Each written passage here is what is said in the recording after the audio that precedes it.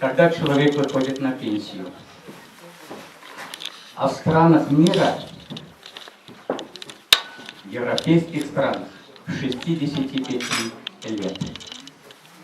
Но не за горами, когда наши пенсионеры будут выходить по европейским меркам и станут пожилыми в 65, а женщины в 60 лет.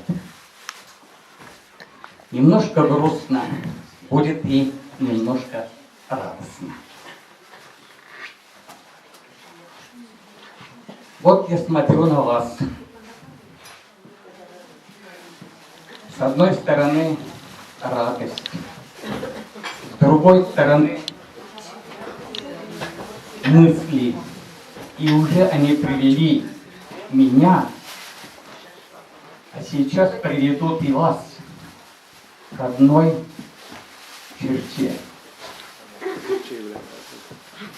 Я не скажу, она черная или желтая, голубая или зеленая.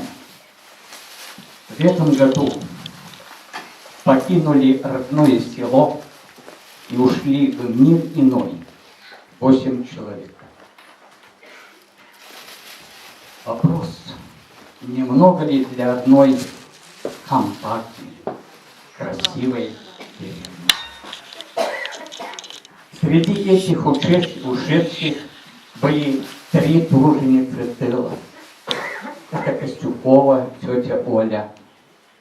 Это Пензина Анна Николаевна. Это Шахмакова, тетя Агафья. Их осталось совсем немного. Прошу вас встать и почтить память